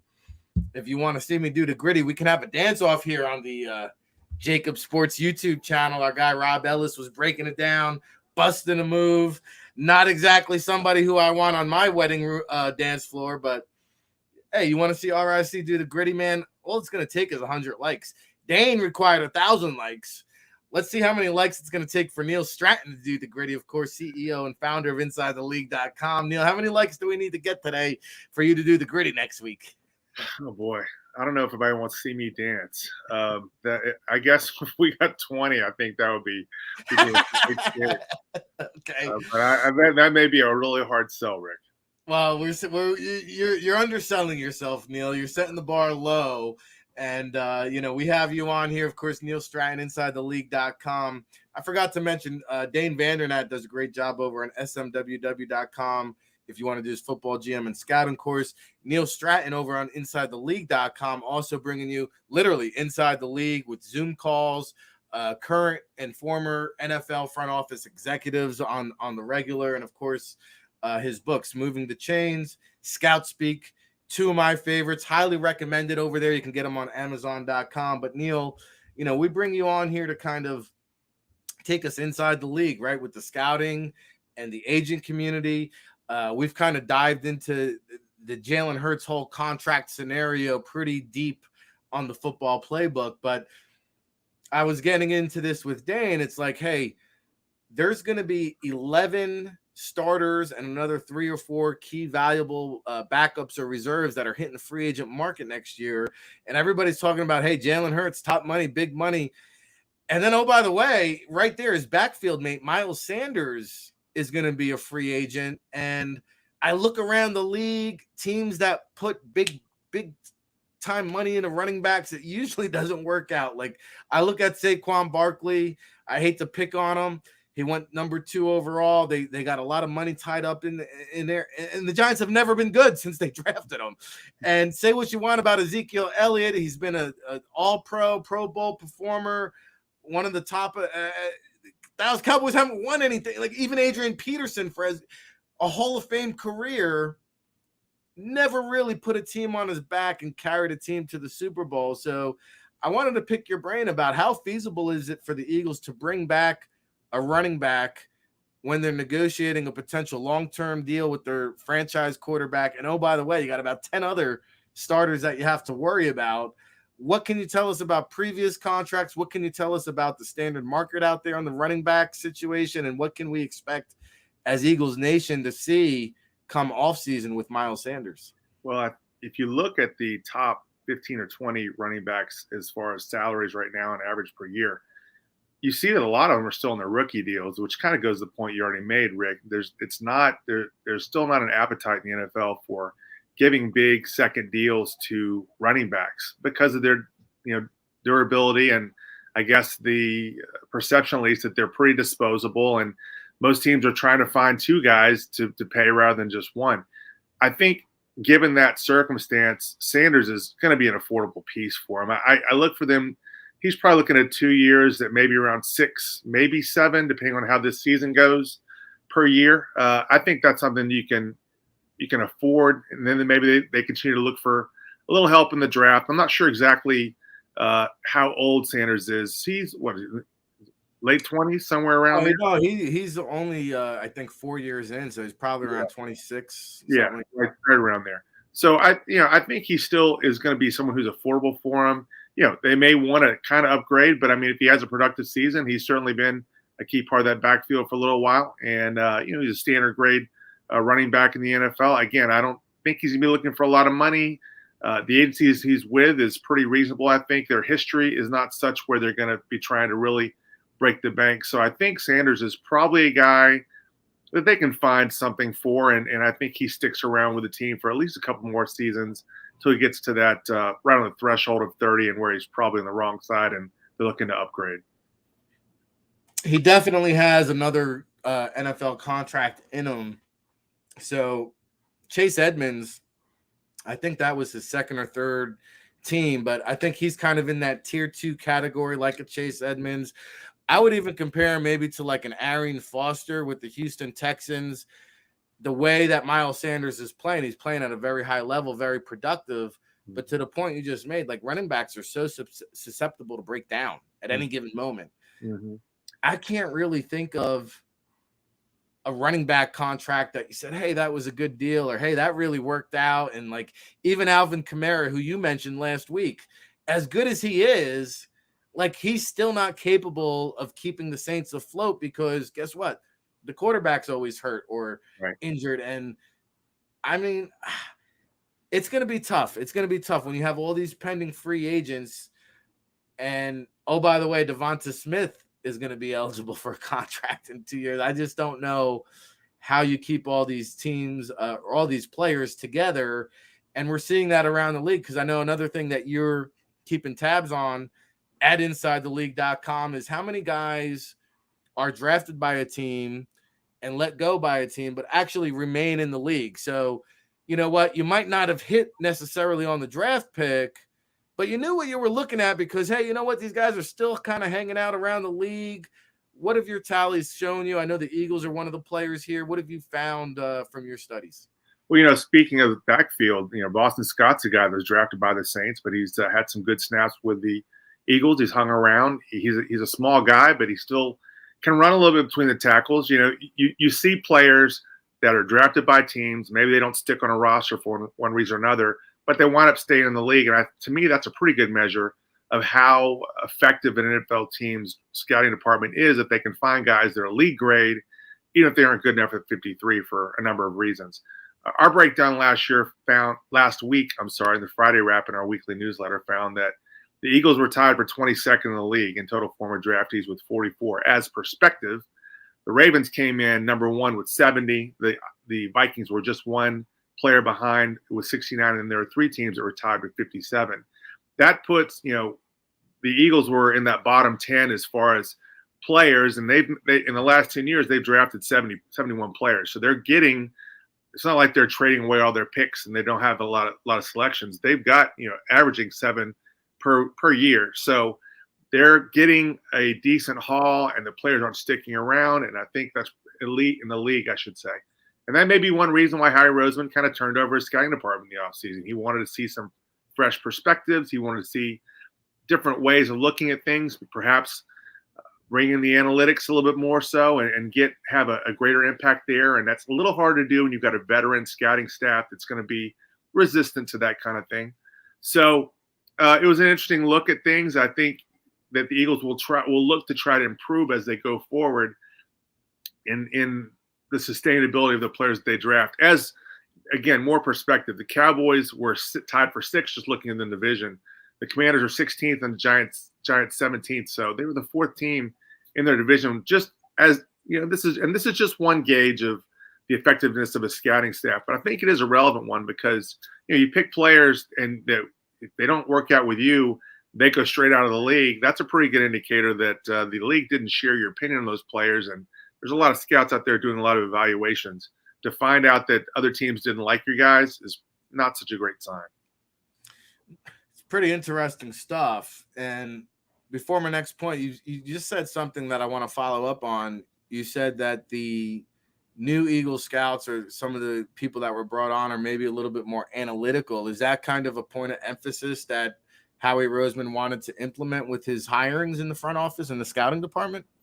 Well, what I'll say is this. They brought one scout in from Cleveland. Cleveland, as we know, is a team that's really heavily leaned on analytics, and they brought another scout in from the college ranks to work on the pro side. Those are just 2. And those, I think when you're bringing in younger scouts, they're going to naturally be more given to those kinds of methods, at least certainly be more open to them and more accepting of them, even if they aren't necessarily ingrained. So I think that's a sign that that's the direction they're going now. Brandon Hunt coming in, he's from a much more traditional team, the Steelers. They've got a number of others who, kind of fit into the mix a different ways. So I'm certainly not trying to say that they're going off and trying to become, Cleveland East. But I do think it's possible that they're a little more open to that. And that may be why, that may be one way they're trying to change the look of their scouting department and kind of maybe even their philosophy a bit. Neil Stratton, InsideTheLeague.com, breaking it down, chopping it up with us here on the Football Playbook Thursday, September 22nd. I noticed here in your research, there's 9 former first-round picks and 27 day 2 picks that have moved on to other teams. So I found that interesting. Also, by the way, in case you want to get this information direct to your inbox, go to InsideTheLeague.com. You can sign up for the Friday wrap. And, of course, the SucceedInFootballblog.com, SucceedInFootball.com is free. There's a whole lot of moving and shaking with the NILs, and a lot of stuff going on. We got the Hub Football Transfer Portal Showcase going on next month with Coach John D. Filippo, who should be on the show tomorrow. He'll be one of the coaches there, along with good friend Eugene Chung. But the NIL, speaking of college football, is still kind of somewhat a wild, wild west. I know you've been bringing in experts and having speaking panels in terms of how to navigate it. My good friend Jim Moore up there at UConn, they just announced this morning and a whole new NIL relationship. What can you tell us about the moving and shaking of this NIL class? Well, we know it's having a major impact. What we're trying to do at ITL is try to bring the concepts of NIL to our people, the people that are working with players. Obviously, we're bringing in Sammy Spina, who's with Vantage Management Group. Sammy has worked with Kenny Pickett as well as Dan Marino on the NIL side. He knows exactly what he's talking about. We're going to be offering a 4-week course on NIL and how to make NIL something that agents can monetize and really turn into something that can be a part of their palette, I guess you'd say, their professional palette, and how they work with players. So that's something we'll be offering. That's going to kick off next month. It's going to be $100 for just for 4 classes, and we're hopeful that it can be a real difference maker because there are so many questions out there. I mean, we're looking at ways to kind of monetize or maybe perhaps make better the transfer portal with services there. There's so many things out there right now, Rick, and so many things that make the game even more interesting than it normally, than it used to be. We're just trying to figure out all the angles there, just like you are, just like everybody else is with what you're doing at Hub, and bring players in that wouldn't normally be street free agents. You're giving them a platform, obviously, and having a lot of success there. There's so many ways, I think, to really kind of try to be entrepreneurial about the business, and that's what we try to do it Inside the League. No, the NIL has always been fascinating to me, and Charlie Batch was the guy. I know he was campaigning for his alma mater and offering quarterbacks $1 million to come sign with Eastern Michigan, Central Michigan, right, wherever he played. You mentioned Dan Marino, good friend of the show, by the way. Is he also involved in the NIL? Is that for Pittsburgh, or what's he doing? I don't think he's involved per se, but the people that he's worked with certainly are. And they kind of, I guess, cut their teeth with Marino. For my money, it's still the best ever. And then have moved on to work with other players and find opportunities there. So it's really interesting. I think the challenge for people in the NIL space is conveying to players that this is not some kind of a passive income stream. I mean, I think a lot of the perception out there is that I can send a post and then just start counting my money. If you really want to excel at this, you've got to be willing to become a personality on social media, and you've got to be able to kind of put yourself out there and really put time into it and attention or what have you, to really craft it. And then if you can do that, you can have something that is sustainable. But again, most players still haven't really grasped that, and they're thinking, hey, I just want to play football.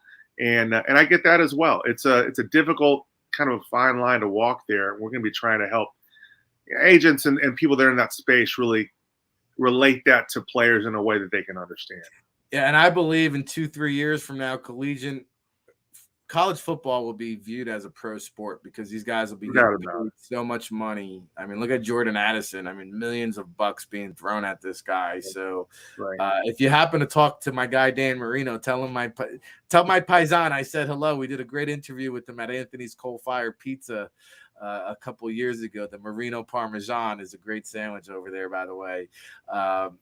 So that's interesting. Now, also interesting is, we're only 2 weeks into the NFL season, but it's never too early and never too late for an NFL mock draft. So I know if you sign up for the Friday wrap over at InsideTheLeague.com every Friday night, you get Neil Stratton's newsletter, and you did a review of the top 7 mock draft services. What were you able to find out with players moving up, moving down? What do we got moving and shaking here? Haven't done it yet, but we will have that in tomorrow's edition, and we'll look at what's happening to players as I guess we're 3-4 weeks in for some teams.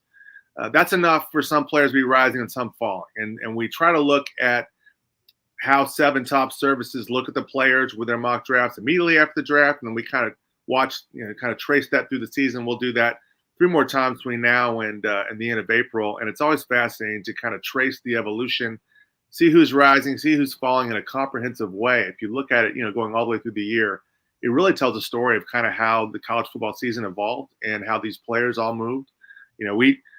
It's always interesting because you'll go in that first mock right after the draft, and they're players that is on nobody's radar. And then in some cases, like Baker Mayfield several years ago, the first year we did it, he was on nobody's first rounders that immediately after draft and wound up being the first pick in the draft. Same for Joe Burrow. Joe Burrow was thought of as a nice second, day 3. We thought he was a game manager, Neil. Exactly. He's a career backup, winds up being the number 1 pick in the draft over Tua, who was everybody's number 1 going into it. So it's really kind of fun to watch the mocks evolve and change and see who's rising and who's falling and which service is really willing to go out on a limb and really, look at and say, hey, this guy's got first round bona fides, even though nobody else is talking about him. Some people really want to do that. Then there's PFF, which is one of the services we monitor. They're a lot more analytical, obviously a lot more analytics driven in the way they do things. So it's just really interesting to kind of see how all of them differ and how all of them kind of put their boards together and how they're similar as well. There's a lot of copycat out there as well. There's no denying that. So we'll have a breakdown of all that in tomorrow's edition, and looking forward to reading it and kind of seeing what we figure out. Yeah, there's no exact science when it comes to the NFL draft. I always say if somebody has mastered the evaluation process, they'd be a millionaire a million times over. But 217 days, by the way, till the 2023 NFL draft. And I do find it fascinating, especially when it comes to quarterbacks. You mentioned Baker Mayfield. Nobody was talking about Joe Burrow. Kyler Murray is another guy that really came out of nowhere. Dwayne Haskins. Yeah, Nobody thought that guy was going to be the 16th overall pick, right? And so no one thought he was going to be the number 2 pick. There's always an it QB that rises through, and no one was expecting it to happen. I mean, to some degree, Kenny Pickett was that guy, even though he didn't certainly get in the top 5. But it's really fascinating to watch the passers kind of move up based on this kind of season they have. No, I'm going to be curious to see who some of these mock drafts have and kind of compare some notes over at the NFLDraftBible.com because that's what we do. That's right. And since 2002, just about the same time as InsideTheLeague.com was born. So what else you got going on? Any upcoming seminars? Anything else you got cooking over there at the motherland?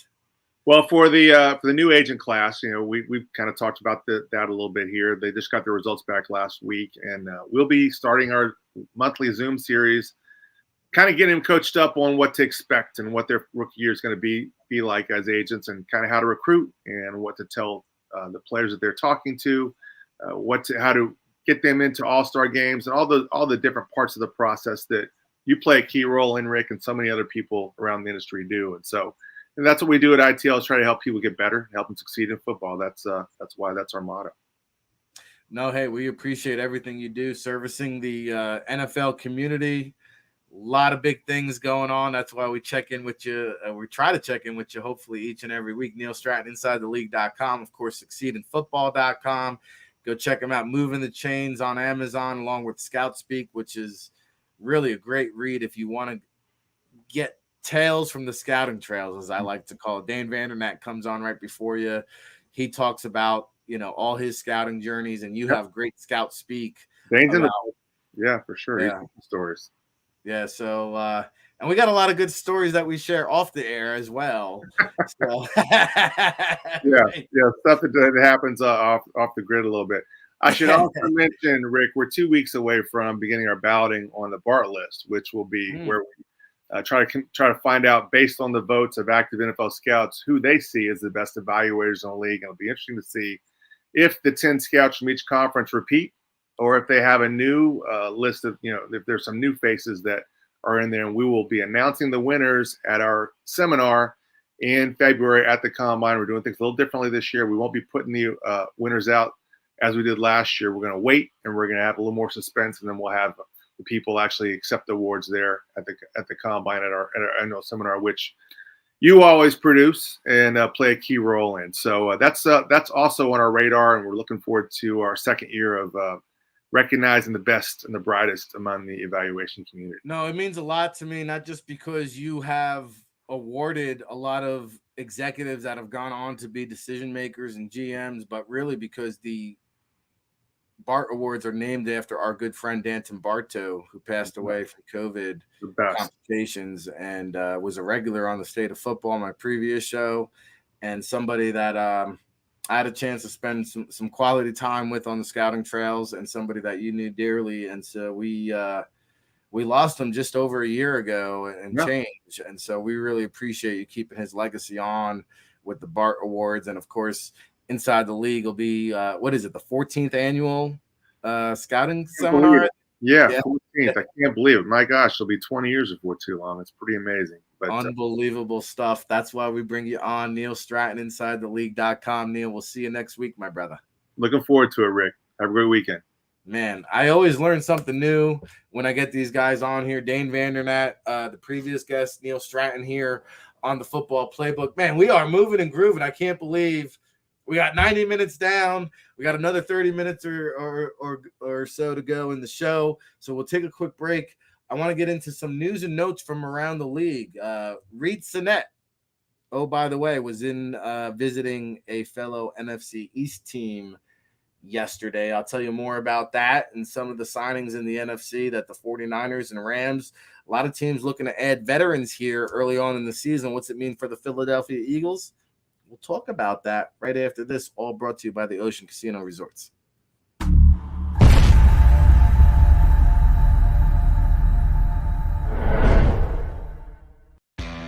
Go to get your game on. Go for the beers. Go for the cheers. Go for the hit and the hits. Go for the stakes and the stakes. Go to get your parlay on. Go to get your party on. Go for the scene. Go for the screens.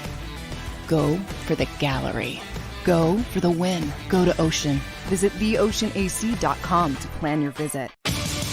The greatest fans on earth. It's a bold statement, but would you expect anything less from Philadelphia? 58 years of heartache creates a toughness, a grit, a resolve not found in most. Sure, our prayers were answered, but now that we've had a taste, we're looking for more. Pondley Hockey, official partner of the Philadelphia Eagles. Action News at 11 with Rick Williams. It's the team you trust to bring it all together. The stories that impact your community. A sports roundup for the locals. And the AccuWeather forecast you depend on. Action News at 11 with Rick Williams. Go passionately. Go fearlessly. Go confidently. Go Birds! Go confidently towards your goals with First Trust, Philly's hometown bank for nearly 90 years, and the official bank of the Philadelphia Eagles. We're focused on getting you over the goal line. So go with conviction, go with trust, Go Birds! and go forward with us by your side. First Trust Bank, the official bank of Philadelphia dreams. Oh, and go Birds.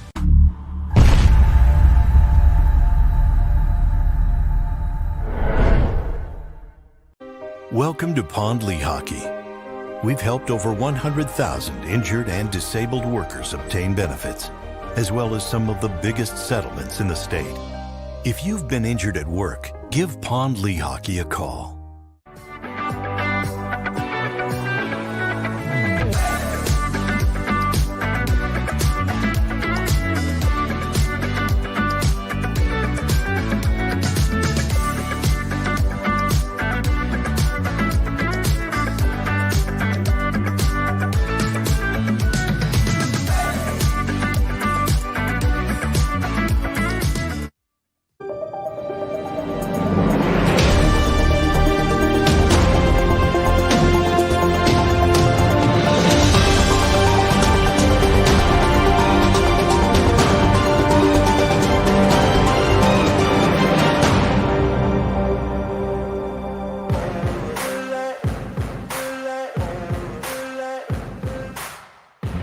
Back at it again here, RIC and the place to be, waking up with you at the Jersey Shore. We're approaching brunch time or lunchtime. The Sports Take guys will be coming up here at 12 noon Eastern. Our guy Rob Ellis pulling out the gritty yesterday.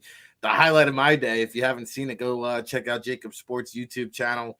You can go watch the archive or the replay of Rob.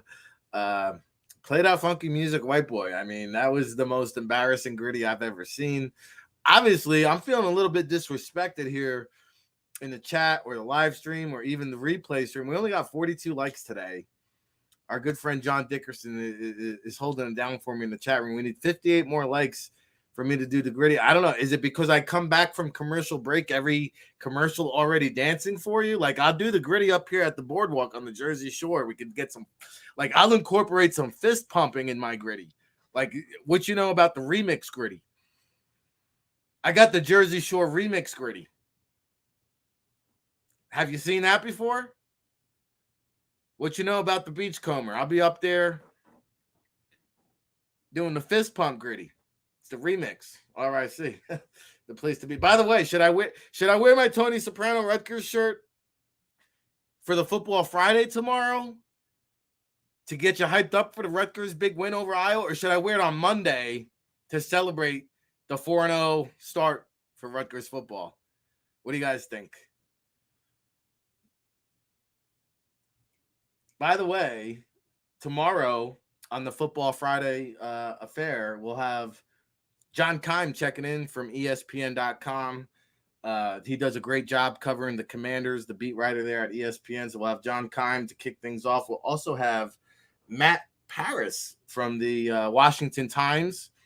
So we'll get more intel from the other side with some of the Commanders beat writers. And then we're hoping to have Coach John D. Filippo once again, who I think is going to be a Football Friday regular here throughout the rest of the regular season. I'll confirm that tomorrow. But, man, he called it. He said the best is yet to come for Jalen Hurts in his development. We saw that on Monday Night Football. We'll get a chance to pick Coach Flip's brain tomorrow on Hurts, Wentz, all the quarterbacks around the league that he's keeping tabs on. So it's going to be a Football Friday affair tomorrow. Tonight, we have Thursday Night Football on the Amazon. Are you guys Prime subscribers? Amazon, 13 million viewers in week one, by the way. They continue to exceed expectations, much like a Jalen Hurts. And Al Michaels and Kirk Herbstreit will be on the TV call. Iron Eagle and Jason McCourty on the radio call. And I think Devin McCourty's on the football show on NFL Network. Devin McCourty does a good job there. Jason McCourty, I didn't know, was getting into the broadcast business as well. He'll be on the radio call with Iron Eagle. Steelers 1-1 at the Cleveland Browns 1-1. Pittsburgh sweeping the season series last year. But I think the big story here is the Kenny Pickett watch.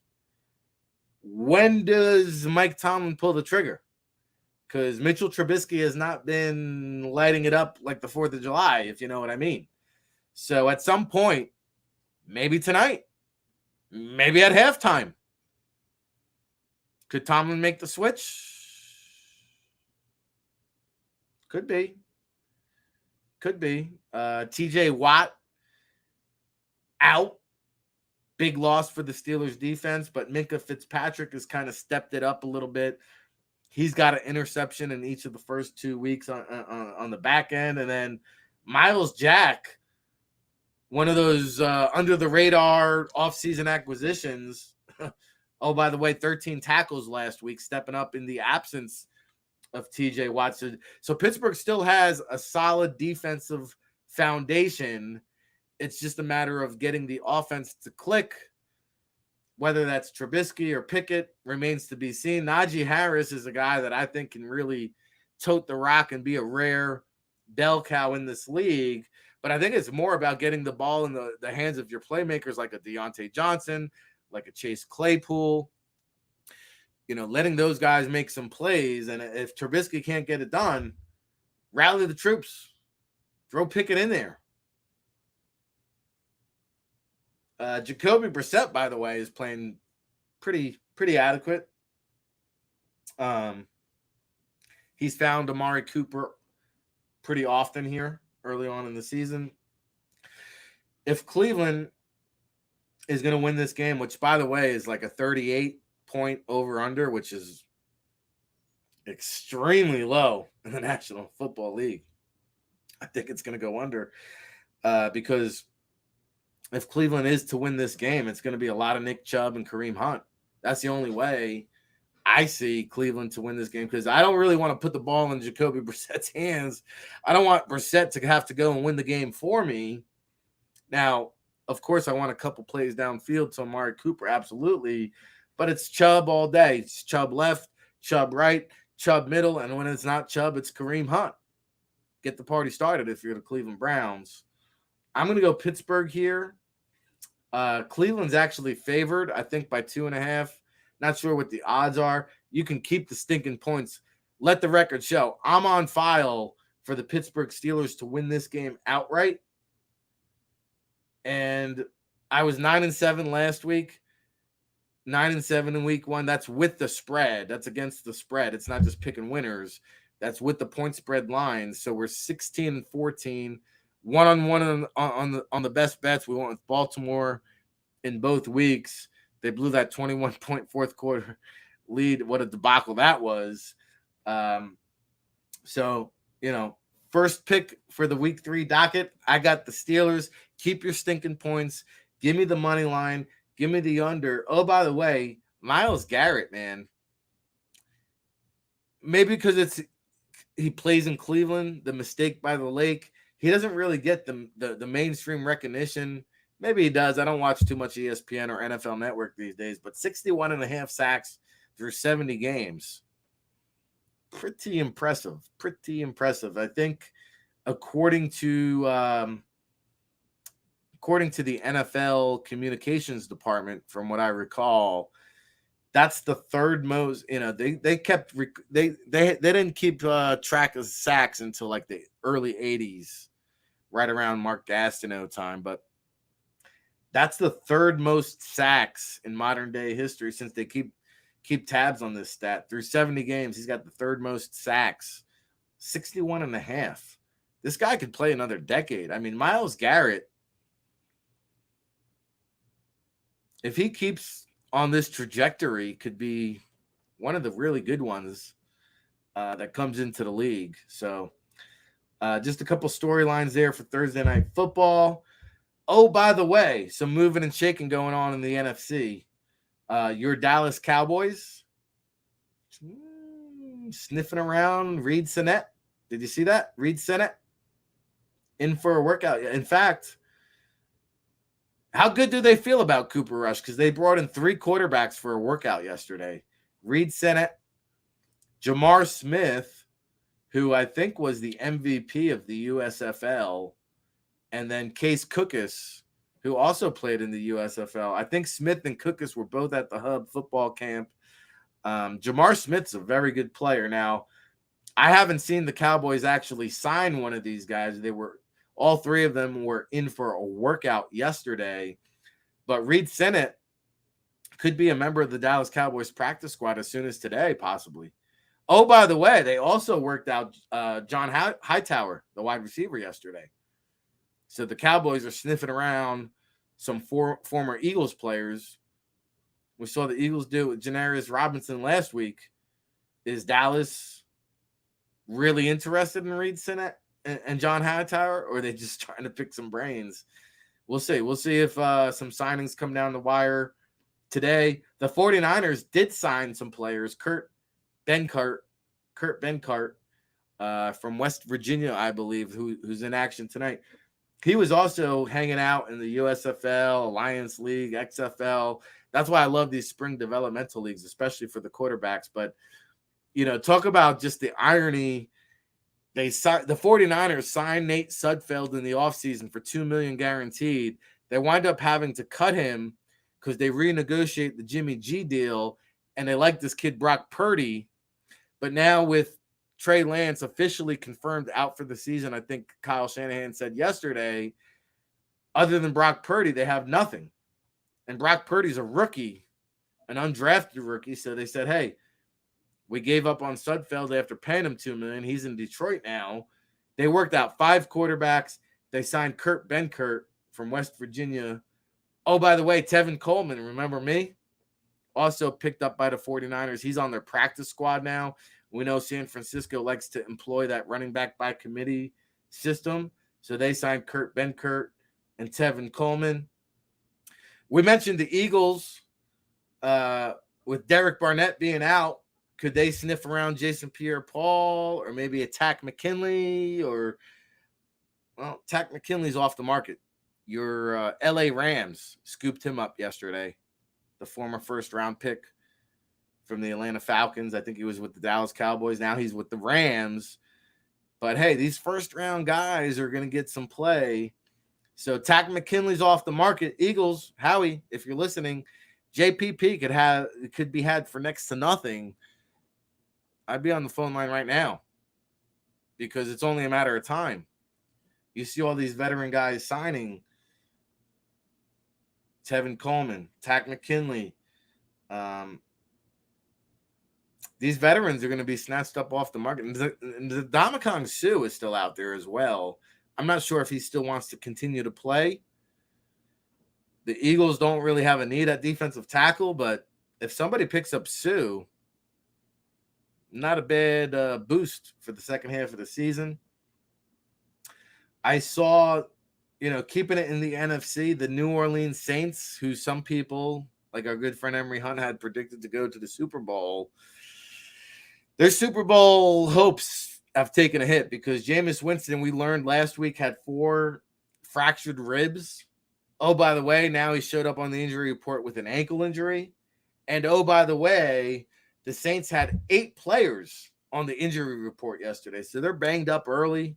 Their quarterback's like Humpty Dumpty, just scotch taping it together with 4 fractured ribs, ankle injury. I don't know. I don't think the Saints are even a playoff team at this point. But a lot of moving and shaking in the NFC. The Cowboys working out quarterbacks. The 49ers signing a quarterback and Tevin Coleman. The Rams bringing on Tack McKinley, trying to catch lightning in a bottle. Why not JPP if you're the Philadelphia Eagles? Why not? Just don't have them be the host of our 4th of July fireworks celebration. That's all I'm saying. So, a lot of moving and shaking. By the way, the Eagles injury report yesterday, Hassan Reddick, knee. Avonte Maddox back. I know our good friend Johnny Mack said he saw both of them in the locker room yesterday. They seem to be okay. Quez Watkins sat out practice with an illness yesterday. So that's your Eagles injury report as we go into Wentz week. We got a few minutes left to play around with. And if you've been tuned into the JAKIB Sports channel and been bearing with us through the Birds 365 freeze up and then some of our technical difficulties behind the scenes and sometimes on the scene is Tone DeShields, our super producer. I want to pop him on real quick if he has time. Tone, what's happening, my man? You've had a busy morning here on the JAKIB Sports YouTube. Yeah, man. You got to roll with the punches. That's all I can say.